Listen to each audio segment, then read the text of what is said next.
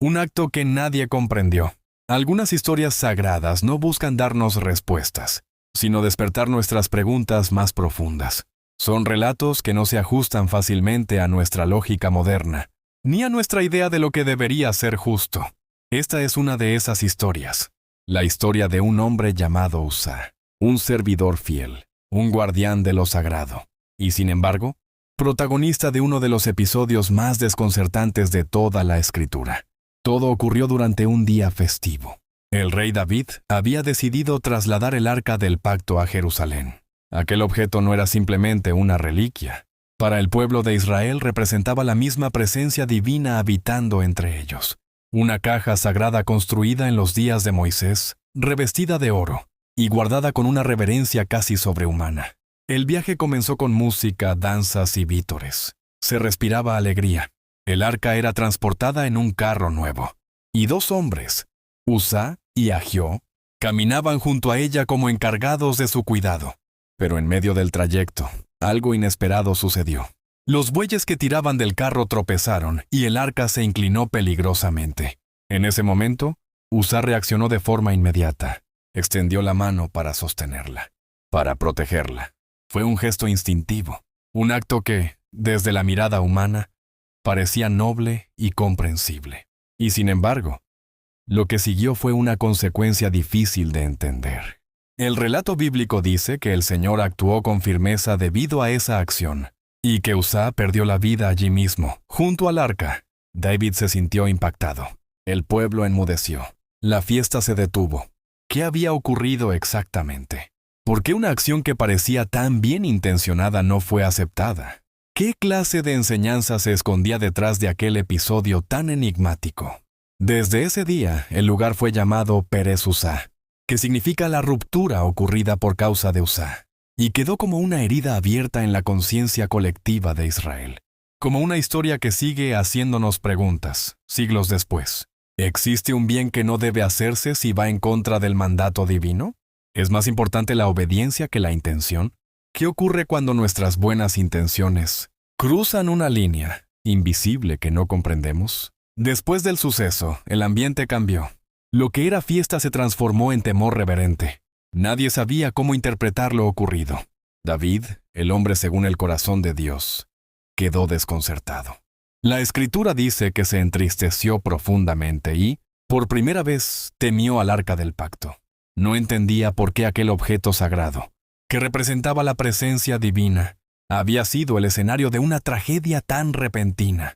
Entonces, David tomó una decisión drástica. Ya no quiso llevar el arca a Jerusalén. La dejó en la casa de Obed-edom, un levita, un hombre apartado para el servicio del templo. Allí permaneció por 3 meses. Y algo curioso ocurrió. Mientras el arca estuvo en su casa, todo lo que le rodeaba fue bendecido. Esa parte de la historia parece contradecir lo anterior. En un lugar, la presencia del arca provocó duelo. En otro, trajo prosperidad. ¿Qué cambió entre un episodio y el otro? ¿La diferencia estaba en las personas, en la actitud o en la forma en que fue tratada? Aquí es donde la historia empieza a revelar su profundidad. Según las instrucciones antiguas, dadas en el libro de Números, el arca no debía ser transportada en un carro, sino cargada en los hombros por los levitas. No debía ser tocada por manos no consagradas. Cada gesto, cada acercamiento, debía hacerse con una preparación meticulosa, porque no era un objeto cualquiera. Era una manifestación directa de lo divino. Uzá no era un levita consagrado para ese acto, aunque era alguien cercano al arca. Aunque había sido criado en un ambiente de reverencia, su gesto, por noble que pareciera, rompió una regla sagrada, y la consecuencia fue inmediata. Este momento bíblico incomoda, porque en nuestra lógica moderna pensamos que la intención debería pesar más que el protocolo, que el corazón debería valer más que la forma. Pero aquí se nos muestra otra perspectiva, una visión en la que lo divino no se adapta a lo humano, sino que lo humano debe adaptarse a lo divino.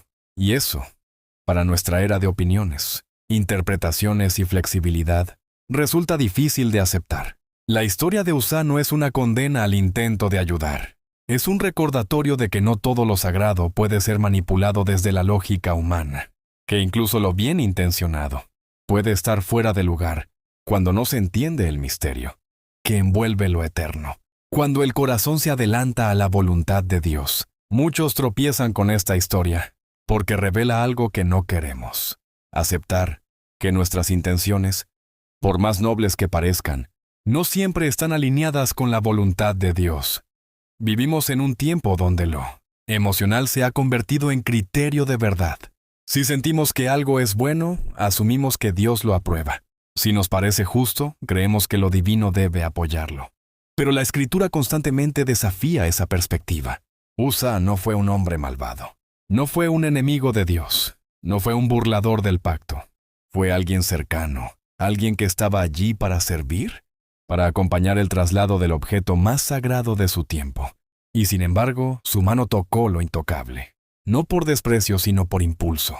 No por arrogancia, sino por reflejo. Y aún así, eso bastó para alterar el curso de su historia. Aquí es donde esta narrativa golpea con más fuerza, cuando nos muestra que incluso los actos bien intencionados pueden ser incorrectos, si nacen de una voluntad que no consulta con la de Dios. Porque lo sagrado no necesita protección humana. Lo eterno no depende de nuestra prisa, de nuestro impulso o de nuestra lógica. Lo eterno exige reverencia, obediencia y humildad. ¿Cuántas veces en nuestra vida nos adelantamos también a lo que creemos que Dios haría? ¿Cuántas veces tocamos lo que no deberíamos tocar, decimos lo que no deberíamos decir, forzamos puertas que deberían permanecer cerradas?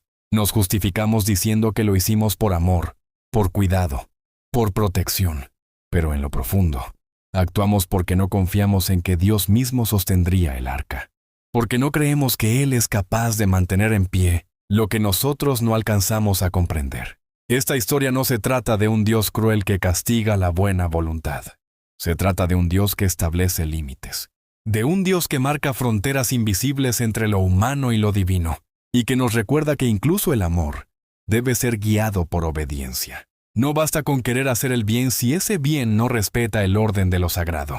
Y esto no es fácil de aceptar, porque nos confronta con nuestro orgullo, nos quita el control, nos obliga a rendir incluso nuestras buenas intenciones ante un Dios que no siempre explica sus decisiones, pero que siempre espera nuestra fidelidad.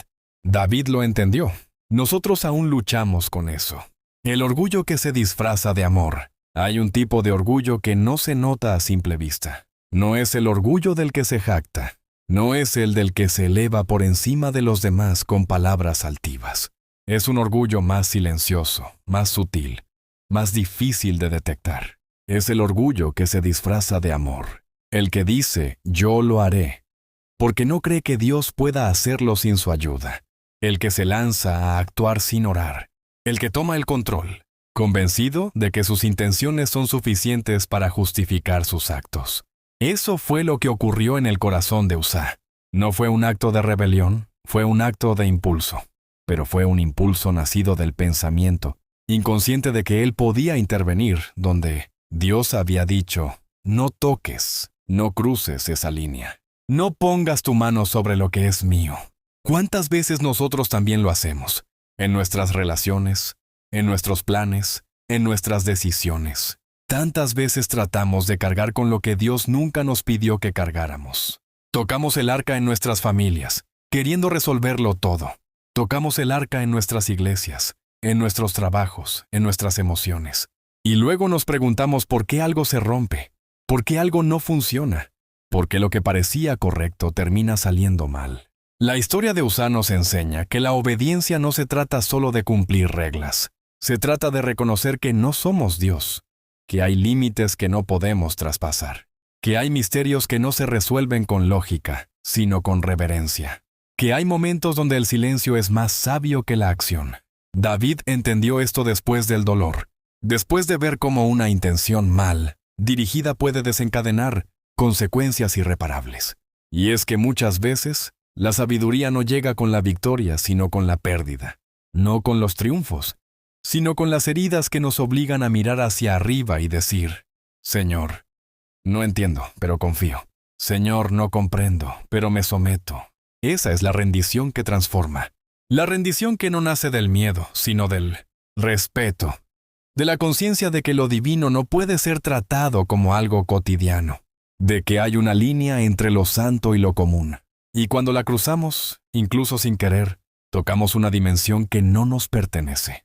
La fe de los que no tocan el arca. Hay una fe que se manifiesta en milagros, en palabras poderosas, en actos visibles. Pero existe otro tipo de fe, menos espectacular, más silenciosa, más difícil de sostener. La fe de los que no tocan el arca. La fe de los que, ante el caos, no extienden la mano. La fe de los que, ante el inminente peligro, no actúan desde el impulso, sino desde la confianza en lo invisible. Ese es el tipo de fe que Dios quiso revelar en esta historia. Una fe que se abstiene, que espera, que no necesita intervenir para probar su lealtad. Una fe que honra lo sagrado manteniéndose al margen cuando es necesario. Que reconoce que lo que parece caer, tal vez no está cayendo. Tal vez está siendo sostenido por una fuerza que no se ve, pero que existe. Y esa es una lección que nos cuesta muchísimo aceptar, porque hemos sido educados para hacer, para mover, para resolver, para actuar. Vivimos en una cultura que premia al que reacciona, al que toma las riendas, al que no espera. Pero el reino de Dios no opera con esa lógica. En el reino, muchas veces el verdadero acto de fe es la quietud, es no hacer, es no tocar, es confiar que el arca no necesita de nosotros para mantenerse firme. Pero esa confianza no nace de la pasividad, sino del conocimiento profundo de quién es Dios. Solo cuando sabemos que Él es suficiente, dejamos de actuar por miedo. Solo cuando creemos que Él es capaz, dejamos de movernos por ansiedad. Porque el impulso que llevó a Usa a tocar el arca fue el miedo a que lo sagrado cayera. Pero lo sagrado nunca cae cuando está en manos de Dios. Solo cae cuando intentamos sostenerlo con nuestras manos humanas. Y entonces entendemos que esta historia no es solo sobre un hombre, es sobre todos nosotros. Sobre cada vez que pensamos que Dios necesita nuestra ayuda para hacer lo que solo Él puede hacer. Cada vez que creemos que el mundo se va a desmoronar si no intervenimos. Cada vez que la urgencia nos empuja a cruzar límites que solo el respeto debería mantener intactos. Esta es una fe que duele, porque nos obliga a detenernos, a rendirnos, a confiar sin ver, a quedarnos quietos mientras todo parece tambalearse. Pero es precisamente ahí donde se forja una confianza indestructible. Porque cuando no tocamos el arca, demostramos que hemos entendido el mensaje, que sabemos quién es Dios, y que nuestra obediencia, aunque parezca inútil, es en realidad el acto más profundo de reverencia.